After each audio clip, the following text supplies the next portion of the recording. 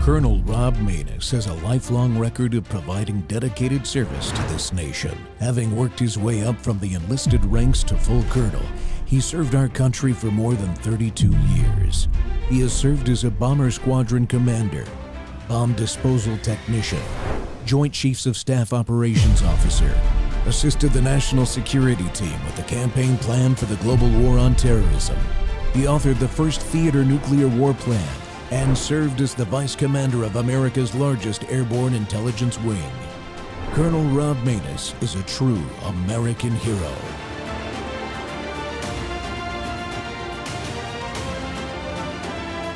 This is Rob Maness Live. The waste that we are learning about is beyond shocking. I just read a story today that USAID gave $320 million to Hamas to build tunnels. They actually gave it to the Sanad factory to build a cement factory, and these are the cement that built the tunnels in Gaza. So what we are learning and what we are watching, our hard-earned tax dollars that we gave to our government to supposedly, sow goodwill across the globe with people who actually needed it. We are finding out it's going to fund terrorism across the globe, fund some ridiculous things that the people in America do not agree with. Like you said, 70% of Americans do not agree with how our money is being spent. And it's about time Elon Musk and President Trump and all the Trump team, all the leaders of all the agencies, this is exactly why we are pushing for all the nominees to be confirmed so they can take their position and start cleaning house. USAID is done. But can we stop the scam across the United States government? Welcome back to Whistleblower Wednesday. The Rob Maness Show is live on Worldview Tube, X-Spaces Simulcast, Rumble, YouTube, Truth Social Plus, and Roku. That's correct. USAID is finished, and it should be. The fraud, waste, and abuse of our tax dollars in that agency has been going on for decades. And there has been good reporting on the fraud that is the U.S. Agency for International Development for decades, too. But it's only now that we have put Elon Musk in charge of the Department of Government Efficiency Project and that President Trump has given him and his team the power to do so that we can actually see inside the systems and identify the facts supporting our suspicions and the previous reporting. It's worse than we suspected. The connections between USAID and thousands of non-governmental organizations, or NGOs, are being revealed, and both political parties, what many of us call the uniparty establishment, are a huge part of the corruption that wastes billions of our tax dollars on projects like what you're going to hear about today and what you just heard. As with the corrupt use of money, those that are howling and screaming the loudest are usually the main culprits, and boy, are the Democrats howling and yelling that people will die because we closed USAID. That is simply not true. Elon Musk himself explained it yesterday from the Oval Office with President Trump sitting next to him. America is a compassionate nation founded on Christian principles, and we should return to those principles instead of this fake compassion through projects being done in our name that actually are in opposition to our Christian principles and values. Well, today we're talking with Cheryl Chumley about her article covering USAID, its corruption and closure. Cheryl is the online opinion editor, commentary writer, and host of Bold and Blunt podcast at the Washington Times, and is an active Army veteran, amongst a lot of other things. She's also an author of several nonfiction books, including her latest, God-Given or Bust, Defeating Marxism and Saving America with Biblical Truths. Cheryl, welcome to the Rob Maness Show. Thank you so much for coming on to talk about this with us. And, your book, I've had a chance to review it, flows really nicely into this USAID story. And I'm so glad you wrote that article, and I saw it in time to get you on as a guest. Thank you. Well, it's great to be with you. Thank you so much for having me and for that kind introduction. Really appreciate it. Well, hey, you wrote in the article, you lead right out with this, that reporting's been being done on this mess over at USAID for decades. I think the first date you mentioned was 1995, but there's probably been reporting going on for 10 years before that, even before the Cold War ended, about what a mess was going on. What do you think has happened, was happening in that time that kept the American public from really becoming engaged on the topic? Well, it all comes down to a matter of political will, right? So 30 years ago, the Heritage Foundation did this really deep analysis into how many different areas USAID was wasting tax dollars. And their recommendation, remember, 30 years ago, was to shut down the agency, that it was unnecessary, wasteful, and rife with corruption. And look, here we are having the same debate, the same argument. The only difference between 30 years ago and now is the political winds have shifted. We have in the White House a president who campaigned on a promise to root out corruption, to be transparent with the spending of tax dollars, and he has surrounded himself with some very determined people as well, who aren't going to bow down to the Democrats' complaints and the media whining and so forth. And so that really is the big difference, political will. Yeah, and I mentioned your book, the latest book, and that the ideas you talk about in that book, especially about Marxist ideology being thrust upon America and throughout all of its institutions. Do you see it the same way I do, that this USAID issue, what we're finding out about how it works, it's like the poster child for that Marxist ideology being inserted in every facet of our government operation?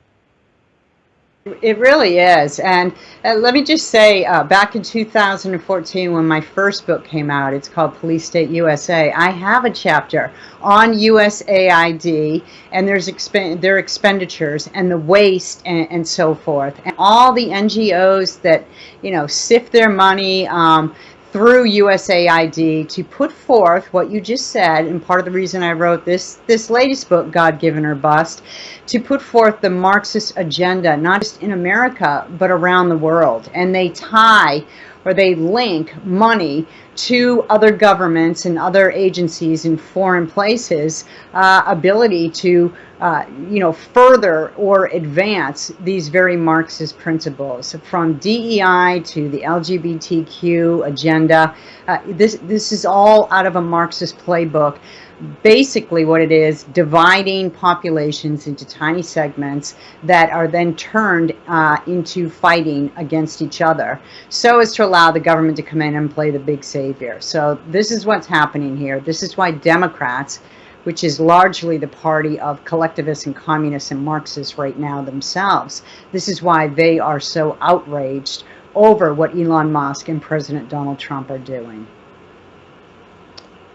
Yeah, it's kind of interesting because as I've followed along, and I'm following along this X account called Data Republican, which is the account that's putting together a lot of the ties between the NGOs and the flow of money out of USAID. And one of the interesting threads that was put together is it talks about and identifies 4 or 5 NGOs, but the two that got my attention, and these NGOs all work together under the National Endowment for Democracy, if I remember correctly.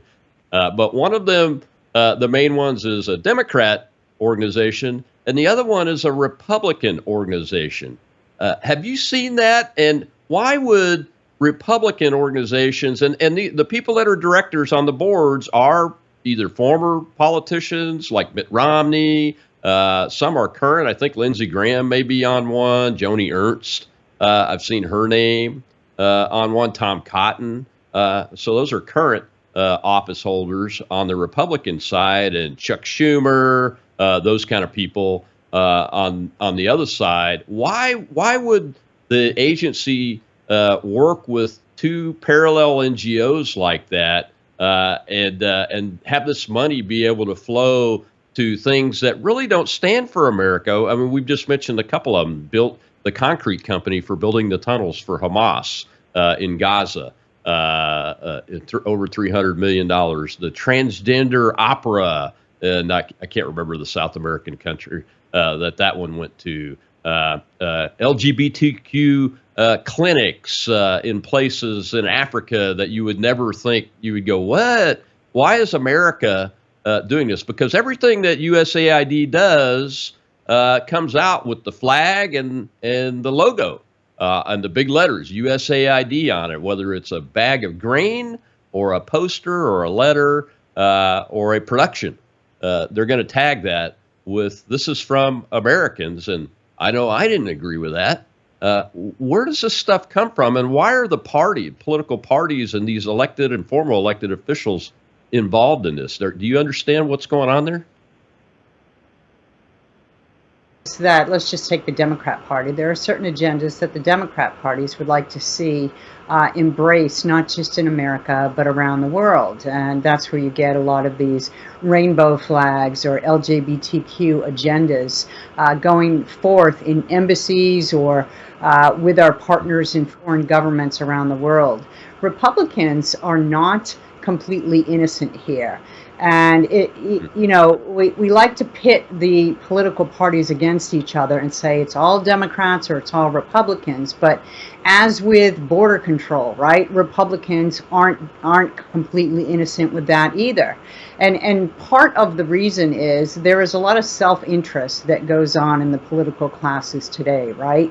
Republicans are just as wealthy on Capitol Hill. When they go to Congress, they have normal salaries, they have normal level bank accounts, they come to Capitol Hill, and suddenly overnight they're millionaires, it seems, as well as Democrats. So, when you get to Capitol Hill, it's very enticing to jump into the fray and do things that will give you kickbacks or give you certain entitlements that the average American doesn't get.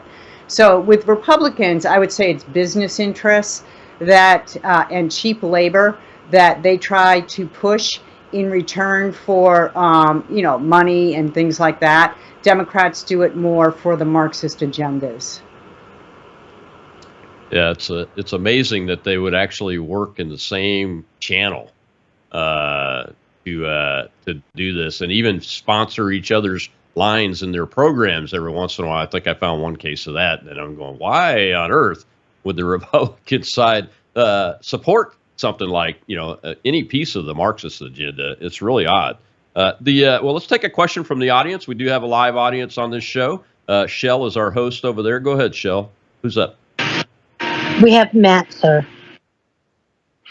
Hey, Cheryl. It's good to hear from you. Or good to hear you. It seems to me that the reason that both Democrats and Republicans are both in on this is because this USAID is used as a pass-through for the Uniparty to protect their own and fund their particular pet projects causes at the exact same time, because when government steps outside of its biblical role to punish evil, as Romans 13 declares, and instead it does things like this sort of charity work, the type of corruption and money going around that Doge is finding is exactly what you get. Do you concur? Well, you raise an interesting point. When government steps out of its biblically, morally compass roles, that this type of corruption happens. And I actually think that's the whole problem with our political system. This is where all corruption stems from, when we have politicians who are not biblically centered or biblically focused. And they bring that secular type of thinking to Capitol Hill, and they, again, go for their own self-interest. And with Republicans, we've seen over the years a lot of rhino-type Republicans. We just saw one on Capitol Hill with the vote with Tulsi Gabbard. Mitch McConnell was the sole Republican who didn't vote for her. But we've seen how Republicans have sort of thrown in, for example, with China. They feel that China is going to be the leader of the world in the future, and instead of defending American interests, they sort of quietly behind scenes, or maybe even not so quietly, support China over America First type policies. So that is definitely, to agree with what you were saying, a lapse in moral and values that benefit American citizens. Yeah, you're absolutely right. I completely agree. Well, we got to take a break, Cheryl. When we come back, though, we'll hear some more from this time from the press secretary Levitt with some of this funding. And I want to talk with Cheryl about what she talks about in her latest book and how we can respond and make a course correction in this country for the rest of the show. We'll be right back on the Rob Maness Show with Cheryl Chimley of the Washington Times.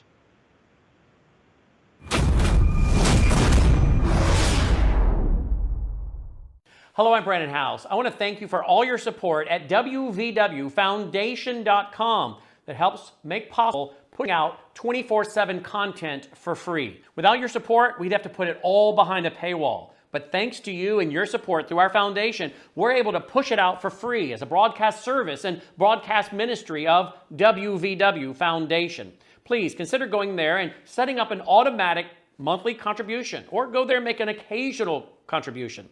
If you prefer to support us through the mail, you'll find our mailing address there at wvwfoundation.com. You can also call and make your contribution over the phone by calling 901-825-0652. That's 901-825-0652. Again, all these details are available at wvwfoundation.com.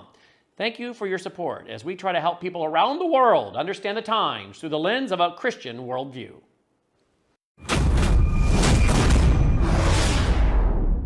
And here's the reason why Elon Musk and others have been taking a look. Because if you look at the waste and abuse that has run through USAID over the past several years, these are some of the insane priorities that organization has been spending money on.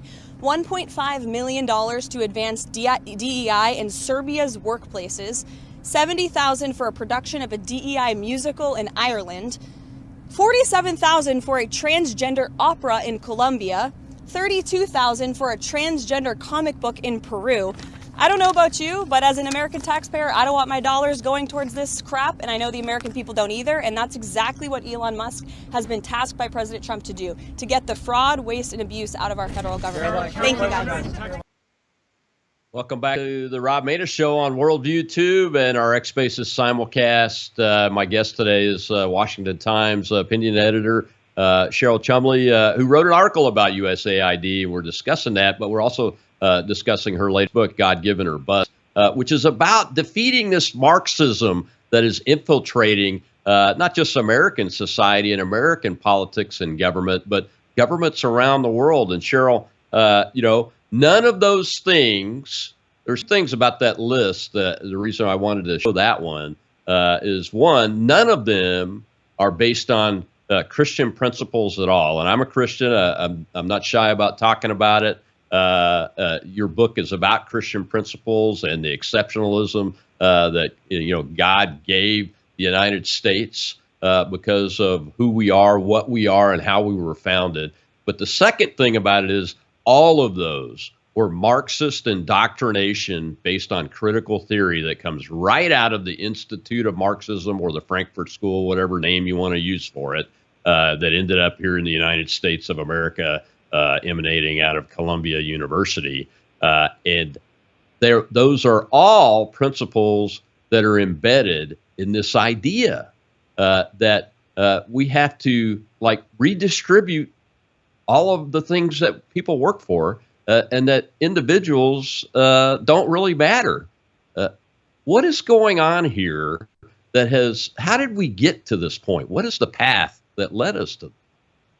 So that's a really good question, and we could talk 2 hours just answering that question. But in brief, as a nation turns more and more secular, right, which polls and surveys and empty churches have shown that America is turning a path of secularism away from God. As a nation goes more secular, goes more atheist, that opens the door for government to come in and play the savior to the chaos that has been generated by a secular society where everybody does their own will in what's good in their own hearts and minds, and also basically eradicate the idea of individualism. And so in America, the foundation of American exceptionalism is the idea, as put forth in the Declaration of Independence, that Our rights come from a creator. We are born with certain unalienable rights, life, liberty, pursuit of happiness among them. And governments are only in place to preserve and protect the rights we have at birth from God. That's American exceptionalism right there. And if we lose that, what we have, instead of God-given individual rights and liberties, we have government granted. And so you ask where this has come from. You can pinpoint back in the 60s when this nation was a little bit more in turmoil. People started turning away from tradition, bucking morality, and doing their own thing, drugs, free sex, all that kind of stuff. But from there, we've had some very determined politicians in the Democrat Party to exploit the culture, to exploit the cultural decay. And I pinpoint Barack Obama as being one of the presidents that has really sped up the Marxist indoctrination that's taken place in our culture, in our school systems, and now in our political world. Also quickened by Joe Biden's feckless puppet administration. And look, it's not going to be an overnight turn back to a system where our individual rights come from God and government only serves to protect them, but it's certainly the argument that we need to make in order to keep intact for the long term in America, liberty for the individual. Yeah, liberty for the individual, Cheryl. That is the phrase that I was raised on by my grandparents and my parents, none of whom were high school graduates, but they knew because it had been passed down to them from generation to generation since before the American Revolution. That's the idea. That's why they were farmers. They joined the military. They learned how to make things and those kind of things. And they all taught us as kids that all of these came from God. It didn't matter whether you were a Baptist or a Catholic or a Methodist or whatever, but your rights come from God, and that right of liberty is the most precious thing that we should be guarding against. It's amazing because we've willingly, as a government, joined in creating organizations like the United Nations, which I think Barack Obama had a huge hand in writing some of the things that have been implemented by the United Nations and those just prior to him too. These politicians that you talked about. Well, let's go over to the audience and take another question. We have a lot of hands up. Go ahead, Shell. Who's next? We have Terry, sir. Hi, Colonel. Thank you for letting me speak. I was with what's been happening with USAID, and since it's done, what will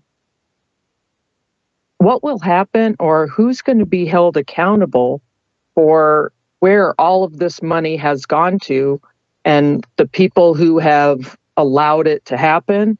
Will they be held accountable for any of this, or will we see any of that anytime soon? That is a great question, Cheryl. Yeah, so my opinion on that is that in this lifetime, we are not going to see many of those who are guilty of corruption held to account, right? We're all still waiting for Anthony Fauci to be thrown in jail with handcuffs and all that, and it's just not going to happen. I do think, though, that under this administration, they are serious about law and order, and they are serious about, when possible, not just rooting out the corruption, but holding those accountable who are guilty of corruption. So there may be some instances where money mismanaged and spent to places on things that the American taxpayers didn't want spent. There may be instances where we're able to, under this administration, get back some of that money, perhaps hold people accountable for it. But if you're not a Christian, then it's a hard thing watching the political world, because accountability rarely happens. Yeah. As a Christian, and from your book's perspective, when you're talking with non-Christian Americans about the set of issues, especially this pathway that the country is on and the need for us to make a correction. How do you approach that? Well, I used to be an atheist. At my age in life, I actually spent the better part of my life as an atheist, agnostic, humanist, secularist. So I understand the atheist mentality. And I also understand that God-given rights is not about Bible thumping. It's not about electing politicians who will stand and preach from the White House stage or anything like that. Even when I was an atheist, I still cherished the idea of individual liberties, and I understood how religious freedom and how those who took their moral compass and their governing guidance from something unchanging, like a creator that they believed in, even though I didn't at the time, I understood how that benefited all who cherished individual liberties. So first and foremost, I'm Christian and conservative. You know, if I get attacked for my religious and my constitutional beliefs all the time. So you're never going to sway a hardcore atheist to believe in God-given individual rights. They will call it human rights or something like that. But I don't worry about it too much. I just, you know, founding fathers believed in a creator. That's the foundation of our country. There are plenty of other countries in the world where those who don't like that system can go, and they don't have to deal with God in government. Yeah, you make a great point, and I'm glad you said it. That's what I was wondering about, because, you know, when you watch, I don't know if you saw Tulsi Gabbard's confirmation interview at all before the Senate panel, but one of the things she talks about is her loyalty to God, but I don't think she's a Christian. I think she's Hindu, one of the Eastern religions and those kind of things, but the same concept applies. God gave us this. God gave us this liberty as individuals, and we can come together, and we did at the beginning. When the founders did, they weren't all on the same page. You know, Benjamin Franklin definitely wasn't on the same page as the ministers that were part of the Continental Congress or the Constitutional Convention, for sure. We know that, but he understood that concept and what it means to do that. So I think there's a wider receptive set of Americans than what a lot of us that are based in Christianity realize. All we have to do is learn how to talk about this and make the approach from the perspective the founders did, which is what I think I heard you saying, Cheryl. Well, let's take another question from the audience and before we go to this break here. Go ahead, Cheryl. We have Texas Elizabeth, sir. Thanks, Shell. Hello, Colonel. Okay, with everything that I have been hearing on X today, I have, you know, there's been judges that are trying to put a halt to everything that's going on with Doge. Do you think we're going to be able to overcome these judges and their communist beliefs? Personally, I'm watching this administration's pushback, and I believe that there is some activity along the lines of trying to impeach these judges.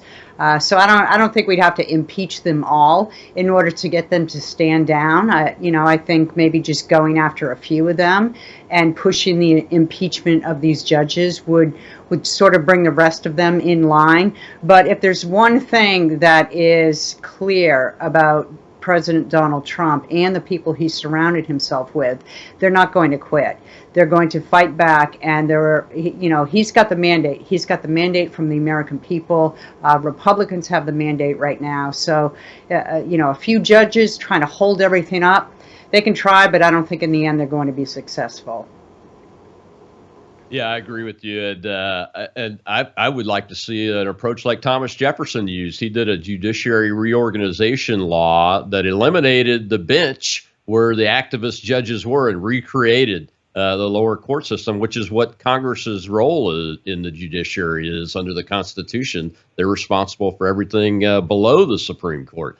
So that'd be an interesting approach too, and might actually be doable also. And that would get a lot of their attention and maybe put an end to some of this activism. We got to take another break, Cheryl. When we come back, we'll hear from Lindsey Graham. Believe it or not, he's opposed to USAID now.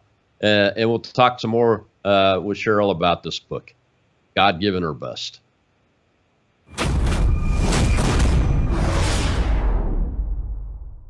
Hello, I'm Brandon House. Is the government tracking you? Do they have access to all your data? Well, if you go to worldviewtalk.com, you'll find out about a cell phone company that, well, does not store your data. They don't do that. This is what they're known for. They don't store your data. You have privacy. You're not being tracked. That's why a lot of folks are turning to worldviewtalk.com. You'll find their prices are very competitive. All the details are there at worldviewtalk.com. Again, worldviewtalk.com. Oh, while you're there, not only do they have cell phones that aren't tracking you, you can find out about how to get a satellite phone. Should the whole system go down and you want to communicate with a family member or a loved one, you might want to have a satellite phone. Or how about their solar generators? They have great solar generators. Check them all out right now. Worldviewtalk.com, worldviewtalk.com. Have you spoken to President Trump about USAID? And what do you think about the way that agency has been dismantled without much notice, ability to plan around the world? Well, USAID, under scrutiny, did poorly. I have been a big advocate for soft power. I'm a pretty hawkish guy, but I've been in charge of the 150 account, state foreign ops account, making sure the State Department is funded to the men and women of the State Department. You're warriors in your own way. You serve in very dangerous places. I want you to have secure embassies and secure consulates. You represent the best of America. USAID is an agency that let us all down. I've been advocating for soft power for my entire time up here. And what I have seen makes me sick to my stomach. I am for helping starving people. I am for clean water. I am for making sure that we have ability to combat China and Africa, that we show up with the best of America. But Samantha Powers has been just texting me morning, noon, and night. Samantha, look in the mirror. The reason USAID is going to cease to exist as it did before is because it should. I can't go home and say, this is soft power. Operas, whatever agenda you got, needs to be focused on making America safer and prosperous for working with people. So USAID is a victim of their own excesses. Welcome back to the Rob Maness Show here on Worldview Tube and our X Spaces simulcast. And we're on YouTube and Rumble, folks. You can catch us there, and Roku. My guest today is Washington Times opinion editor and author Cheryl Chumley. Cheryl, in your book, you talk about the 2030 Sustainable Development Goals that were adopted in the Obama era from the United Nations and those kind of things, and the relationship between that set of ideas and Christianity. And it sounds like Lindsey's gotten it now that transgender operas aren't the soft power you think it is what he's saying, and that this organization should rightly be abolished and reconvened in something else. It's going to go to the State Department. What's left of it, I think, is already gone. But what is the SDG and its impact on where we're at today?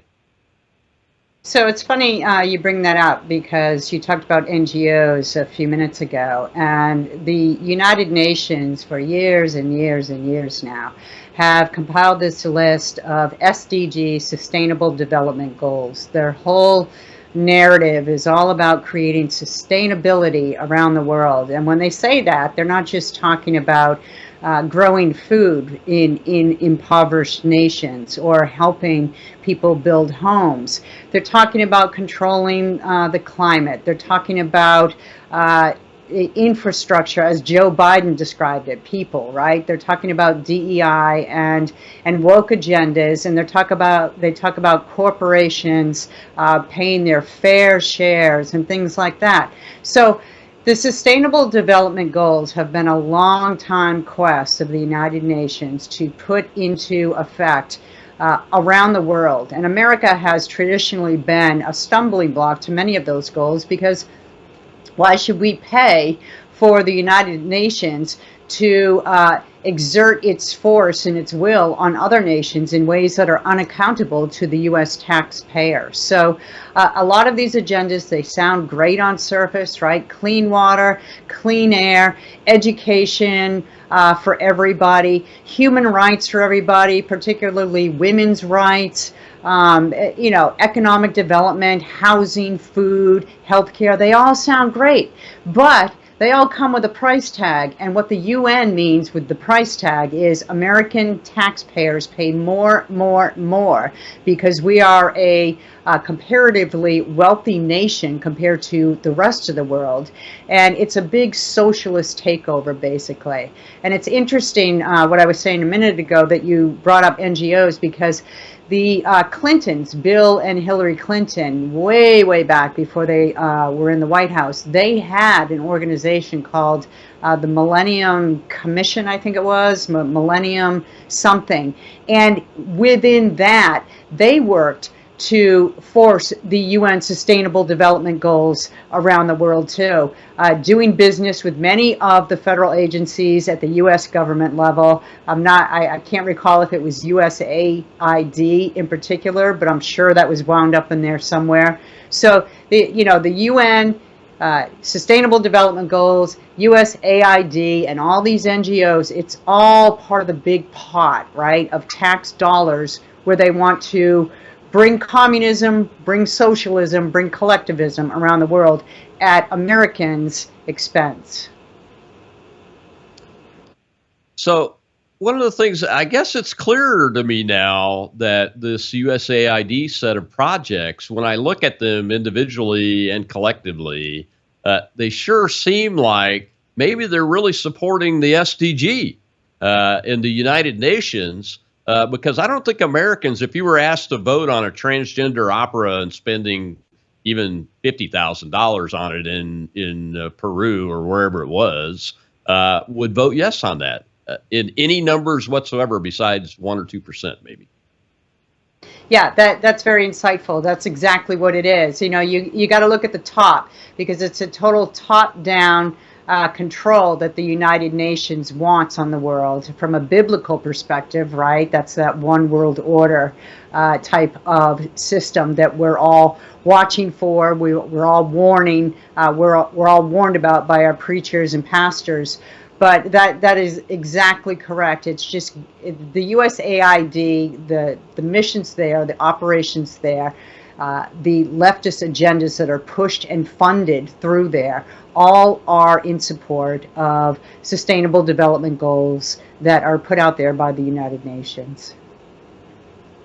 So the Chinese communists must be ecstatic over watching their adversary do this, and while they're out doing the Belt and Road Initiative, focusing on infrastructure and hoodwinking these poor countries into signing an agreement to get this infrastructure that would result in that infrastructure returning to China, to the ownership and control of China over the slightest little thing. They just must love this, that we're pushing their idea. Yeah, it's interesting because America used to do sort of what China is trying to do with its Belt and Road Initiative, right? America used to try and spread democratic principles, freedom, capitalistic ideas around the world through providing aid, providing money to develop, business entities that could then go on and make that country or make that government or make that community overseas self-sufficient.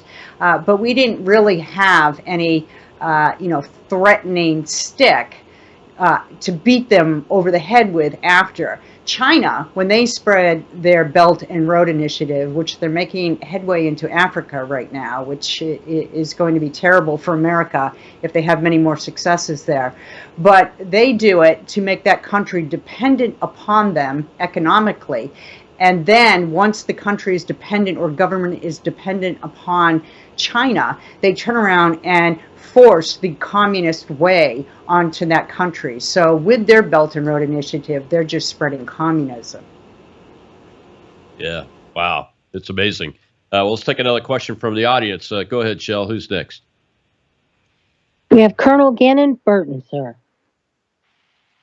Hey, Colonel, thank you. Thank you so much. What a great, talk about the spiritual thing. Well, I was sitting here thinking, my question is, it seems like we have to almost go back kind of to the Lyndon Baines Johnson's administration when he made a deal.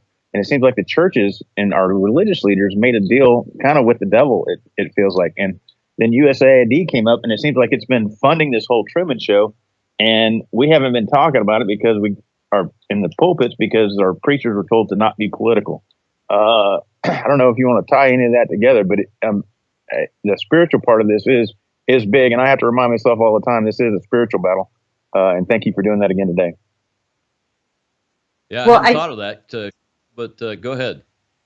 I think you did just tie it all together really well, right? Because if you go back to the founding of the nation, if you go back to the American Revolution, and you recall the history of the Black Robe Regiment, right? Where the pastors would preach in church and then they would tear their black robes off and then go out and fight side by side with the militia. That is very political. The pastors back then didn't have to worry about the IRS stripping their exemptions and taking their money that congregations gave by way of tithe. And so what has happened in America, the churches have grown silent. Some of them have grown silent because they are worried about losing their IRS exemption. Some of them have grown silent because the church schools, the schools that teach pastors to become pastors, have adopted this sort of social justice gospel, this very socialist type of gospel teaching. And it says things like Jesus, if he were walking today, would be a socialist. And that as a Christian, you're not supposed to oppose your government officials because they, in fact, were put in place by God himself. And so then you have the Christian community in America that has really stepped back from politics in the last couple decades, which is exactly why we are facing all these problems in America right now. You can't have God-given liberties if you have those who know God best, the Christian community, staying out of politics. That just leaves a void where government steps in, takes over, and exerts its big boot on individual liberties. Do you think that there's enough momentum or this Trump administration may impart some momentum to maybe we could eliminate I think it's called the Johnson Amendment that put churches under the 501c3 nonprofit, non-taxable construct and just have churches be non-taxable, period. Doesn't matter whether they're... I have a good friend, Troy Miller. He heads up the National Religious Broadcasters, NRB. He is the CEO of NRB. And he has pushed for the repeal of the Johnson Amendment for a long time. There is some movement on Capitol Hill for that. But in the meanwhile, churches, you can do what you want. You don't need the government to tell you that you can preach politics from the pulpit. You don't have to tell your congregation how to vote. You can still get deep in the weeds of politics without saying, vote for this candidate, don't vote for that candidate. And that, as long as you refrain from telling your churchgoers who to vote for and naming names, that doesn't violate the Johnson Amendment. It's interesting because there's one side of the aisle whose churches are pretty political, in my opinion, and I don't think they ever have a problem. So it gets back to equal justice before the law. Yeah, Reverend Wright was the name, Barack Obama's preacher. There are a lot of preachers in some of your churches popular with Democrats, I guess, that don't hesitate from violating the Johnson Amendment all the time. But I guess it depends on who's in the Justice Department, right? When they have Democrats in the White House, in the Justice Department, they get by with it. Yeah, and I think maybe returning to biblical principles in our justice system will return us to an equal justice system and a blind justice system, which really is the foundation of what is now the United States of America. Well, we got to take one last break, Cheryl. When we come back, I want to talk about this. People will die if USAID is eliminated, et cetera, concept, and we'll hear from Elon Musk and something he said in the Oval Office yesterday. We'll be right back with Cheryl Chumley of the Washington Times, author and veteran, by the way, on the Rob Maness Show.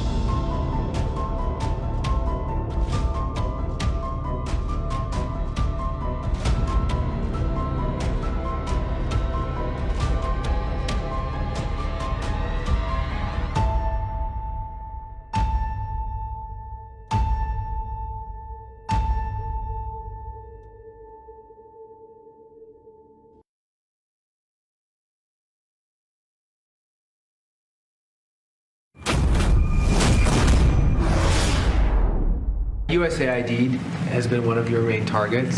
Are you concerned at all that some of the cuts or that shutting that agency altogether may lead to diseases or other bigger problems starting in other countries that then come to the United States? Yeah, so that's an interesting example. So that's something where we work closely with the State Department and Secretary Rubio. And we have, for example, turned on funding for Ebola prevention and for HIV prevention. You left that, you said? Yes, correct.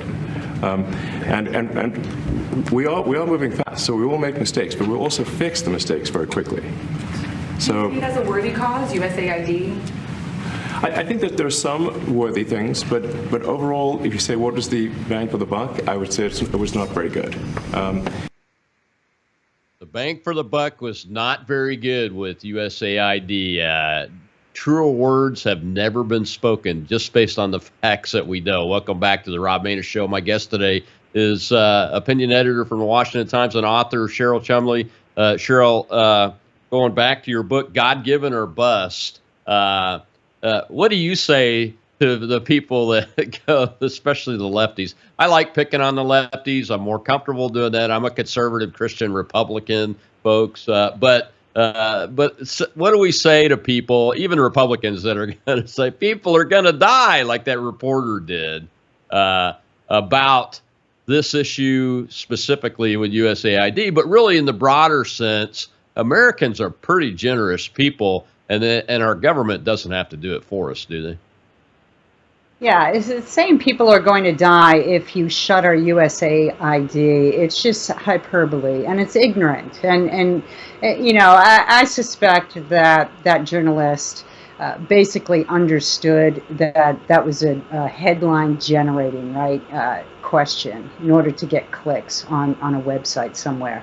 Look, people aren't going to die because you root out corruption and waste at a federal agency, and you find that the corruption and waste is to the level where it doesn't even justify keeping the agency open in the first place, because, as Elon Musk said, the stated goals of USAID never materialized. And going back to the Heritage Foundation's report from 30 years ago, they found then that only 43% of what USAID put forth as a mission statement was actually accomplished within the parameters set and with the funds provided by U.S. tax dollars. So that was then. It's only gotten worse now. So 43% would probably be considered a success in today's political climate. So to answer your question, though, a little bit more deeply, we have so many agencies and so much, charitable dollars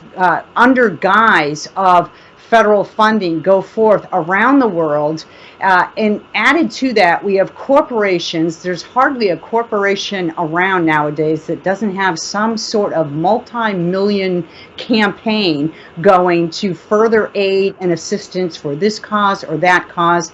Add to that the NGOs and the nonprofits. Add to that the churches. Add to that just individual Americans pouring money every time Americans see some sort of disaster in America, around the world. Doesn't matter if it's a friend of America or any enemy of America, we dig in deep in our own pockets and give. So the idea that shutting down USAID, which is rife with corruption and waste, people will die, it's ridiculous. Do you think that the focus of these projects being so anti-Christian and anti-God, really, we're not getting a return? I mean, Elon, I think, was talking about two things: the return on investment, money-wise, but the return on investment of what the idea is supposed to be with USAID originally, from President Kennedy's creation of it, was to to teach people and educate them about America and our values, and convince them that that was a better way than communism, really. So that investment is getting zero return because these projects are anti-God, aren't they? Yeah. DEI is pretty anti-American, but the LGBTQ agenda is definitely a rebellion against God. And look, the creation of the agency, Kennedy only intended it to be temporary anyhow, and it's just morphed through the years, gone further and further to the left, drifted down into Democrat control, and so they use it to advance their agendas around the world. And I just want to add something else. Whether it's pro-America or anti-America, pro-Christian or anti-Christian, the idea of a federal agency taking tax dollars and spreading it around the world, while we still have needs here in America, that's something that sort of turns my stomach in the first place. We need to whittle federal government, whether they're doing what we personally think is a good deed or a good thing, or not. It just seems like there are many Americans that are suffering here. If we're going to spend money, if we're going to blow money, I'd rather have it be blown and spent on American citizens with needs and not overseas sources.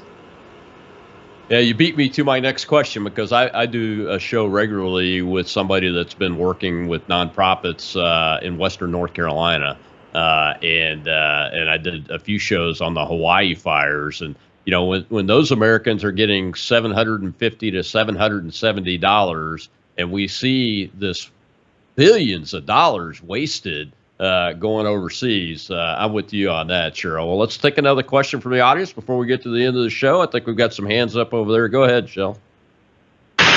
We have Matt, sir. Hey, Colonel. So Cheryl, what do you hope people will ultimately take away from the book? And forgive me if you've already touched on it previously in the show, but what do you ultimately like? What's the 1 or 2, 3 things you hope people will take away from the book? Primarily to reorient a little bit. Look, we're winning on the conservative political front. We have in the White House right now Donald Trump. We have Republicans in the House and Senate in the majorities, and Donald Trump seems to be chugging right along, bringing us back down an America First path. But when he leaves, right, what then? Sooner or later, there are going to be Democrats back in control of all the systems, and we are going to be fighting the exact same battles that we do every campaign, every election, every time those with different political views than ours are in positions of leadership. So the main theme is we need to reorient and recognize that the entire war in America to retain our liberties as individuals comes down to one key concept: God-given individual rights and liberties. If it's not God-given, it's government granted. So we need to take these 4 years that we have a reprieve under Donald Trump and start bringing the idea of God-given into the narrative. It doesn't matter if there's a Republican in office or a Democrat, but sooner or later we have to start to make the case again, return to the Founding Father principles, the American exceptionalism that they gave us, and realize that if we don't have God-given liberties, then we are going to fight these same battles every time there's an election. Yeah, exactly right. And one of the things that brought us here is this concept of the Department of Government Efficiency, or DOGE, and Mr. Trump picking Elon Musk and giving him the power to do the job, actually, with a totally innovative approach, using outside people coming in and those kind of things. And I wanted to get your thoughts on some of the things that I heard from Musk yesterday, like the Social Security Agency is sending out payments without any identifiable information attached to them. Dead people, well, he didn't exactly say the guy was dead or the individual was dead, but he said a 150-year-old person getting a Social Security check.